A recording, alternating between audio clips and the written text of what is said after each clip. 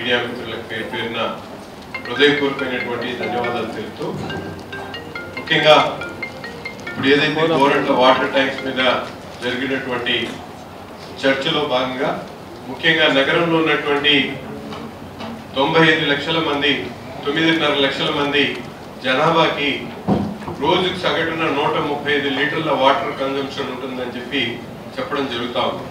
కానీ ఈరోజు పూర్తి స్థాయిలో చూస్తే మనకు అక్కడి నుంచి వచ్చేటువంటి ఇన్పుట్ కానీ ఇన్పుట్ ఎంత అవసరమైతే అంత తీసుకునేటువంటి కెపాసిటీ ఉన్నప్పుడు కూడా పూర్తి స్థాయిలో కృష్ణా రివర్ నుంచి కానీ అలాగే ఎక్కడి నుంచి కానీ వాటర్ సంగం నుంచి కానీ పూర్తి స్థాయిలో వాటర్ కన్జంప్షన్ అనేది అవసరమైనటువంటి ఇన్ఫ్లో అనేది మనకు పూర్తిగా దొరకపోవడం, ఇక్కడ ఉన్నటువంటి వాటర్ ట్యాంక్స్ ఎల్ఎల్ఆర్లు కానీ హెచ్ఎల్ఆర్లు కానీ పూర్తి స్థాయిలో ముఖ్యంగా బ్రహ్మానంద రెడ్డి స్టేడియం పక్కన ఉన్నటువంటి వాటర్ ట్యాంక్స్ శిథిలావస్థకు చేరినటువంటి పరిస్థితులు, అలాగే నెహ్రూ నగర్ శారదా కాలనీకి సంబంధించినటువంటి వాటర్ లైన్ కూడా పూర్తిగా నిర్లక్ష్యానికి గురైనటువంటి పరిస్థితి కనిపిస్తా ఉంది. గత 2.5 సంవత్సరాల నుంచి పాలకవర్గం ఉన్నటువంటి ఈ పాలకవర్గం ఎందుకంటే అటువంటి విషయాల మీద దృష్టి సారించలేకపోతా ఉన్నారు.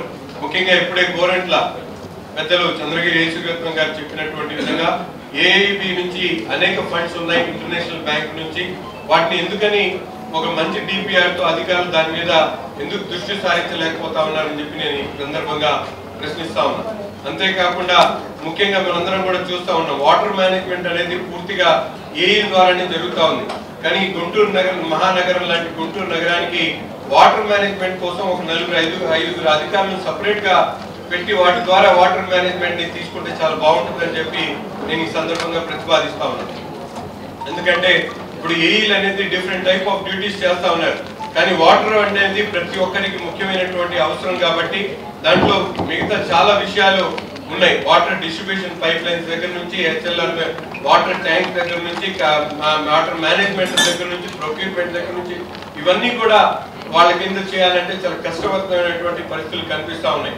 అందుకని కార్పొరేషన్ అధికారులు అలాగే మున్సిపల్ అడ్మినిస్ట్రేషన్ ద్వారా మీరందరూ కూడా పర్మిషన్స్ తీసుకొని తప్పకుండా వాటర్ మేనేజ్మెంట్ బాడీని ఒకటి కార్పొరేషన్ ఏర్పాటు చేసి 5 అధికారులు ఎక్కువగా ఎగ్జిక్యూటివ్ ఇంజనీర్ అలాగే ఏఈలు ప్రత్యేకంగా వాటర్ డిస్ట్రిబ్యూషన్ మీద ఒక ఏఈని అలాగే పర్టికులర్ గా ప్రతిరోజు ఎంత వాటర్ మనకి ఇన్పుట్ తీసుకుంటున్నాం, ఎంత అవుట్ఫ్లో అవుతుంది, అలాగే కొన్ని ఆటో నగర్ లాంటి ప్రాంతాలు ఉన్నాయి మనకి హైవేగా వాళ్ళందరూ కూడా కమర్షియల్ గా యూటిలైజ్ చేసుకొని కొంత వాటర్ ఇచ్చినా కూడా వాళ్ళు పేమెంట్ చేయడానికి రెడీగా ఉన్నారు. ఆల్రెడీ వాళ్ళకి 6 కోట్లు కట్టున్నారు. ఆ 6 కోట్లు కట్టిన తర్వాత కూడా ఎక్కడ కూడా ఆటో నగర్ లో 14 మాత్రమే వాటర్ కనెక్షన్స్ ఉన్నాయి. మిగతా చోట్ల వాటర్ కనెక్షన్స్ ఎందుకు ఇట్లేదు, అటువంటి ప్లేస్ ని ఎందుకు యూటిలైజ్ చేసుకోవట్లేదు అని చెప్పి కార్పొరేషన్ మేయర్ గారి ద్వారా కార్పొరేషన్ అధికారులు నేను అడుగుతా ఉన్నాను. ఆటో నగర్ అనేది కూడా గుంటూరు నగరంలో ఒక భాగం అయిపోయింది. అక్కడ కమర్షియల్ యాక్టివిటీ జరుగుతుంది, కొద్దిగా నీళ్ళు ఇచ్చినా కూడా హై ట్యాక్స్ మనకు వచ్చేటువంటి అవకాశాలు ఉన్నాయి. అటువంటి చోట ఎందుకు వినియోగించుకోవట్లేదు? ఆ వాటర్ ని ఆటో నగర్ పంపించి అక్కడ డిస్ట్రిబ్యూషన్ పైప్ లైన్ కోసం ఏపీఐసిసి వాళ్ళు 6 కోట్ల రూపాయలు కట్టారు. 6 కోట్లు కట్టిన తర్వాత అది 1 ఇయర్ అవుతా ఉంది. ఇప్పటి వరకు ఆటో నగర్ సంబంధించినటువంటి వాటర్ డిస్ట్రిబ్యూషన్ పైప్ లైన్ ని ఎందుకు పూర్తి చేయలేదు? పూర్తి చేసినప్పుడు రెవెన్యూ చాలా వచ్చేటువంటి అవకాశాలు ఉన్నాయి. వాటర్ ట్యాక్స్ అనేది కమర్షియల్ గా వాళ్ళు యూటిలైజ్ చేసుకున్నా కూడా చాలా పెద్ద మొత్తంలో మన కార్పొరేషన్ కి ఆదాయం వచ్చేటువంటి అవకాశం ఉంది. ఒక పక్కన ప్రొక్యూర్మెంట్ లో కూడా మీరందరూ కూడా ఉదాసీనతగా పనిచేస్తా ఉన్నారు. వచ్చినటువంటి వాటర్ ని యూటిలైజేషన్ లో కూడా ఇప్పుడే చెప్పారు స్కాడా అని. స్కాడా నేను అంటా ఉన్నా కేవలం విలీన గ్రామాలకు కాదు, గుంటూరు నగరం మొత్తం మీద స్కాడా గురించి 12 కోట్ల రూపాయలు శాంక్షన్ చేయడానికి ప్రతిపాదనలు పెట్టారు. నేను అడుగుతా ఉన్నా స్కాడా గురించి అసలు ఓవరాల్ ఇన్ఫర్మేషన్ ఏమన్నా అధికారుల దగ్గర కానీ మేయర్ గారి దగ్గర ఉందా అని. ఇప్పుడు చిన్న ఇన్ఫ్రాస్ట్రక్చర్ కూడా దాని మీద ప్లానింగ్ కూడా జరగలేదు. కానీ 12 కోట్ల ముందు మనం అలాట్ చేయడానికి రెడీ అయిపోయామని చెప్పి ఈ ప్రతిపాదనలో పెట్టడం జరిగింది.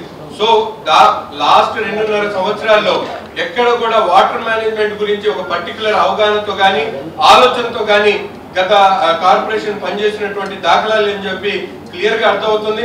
ఇప్పటికైనా కళ్ళు తెరిచి కార్పొరేషన్ అధికారులు కానీ అధికార పక్షం కానీ పూర్తి స్థాయిలో ప్రజలకు మంచినీటి సదుపాయాల్ని కల్పించేటువంటి క్రమంలో పనిచేయాలని చెప్పి మనస్ఫూర్తిగా కోరుకుంటాను.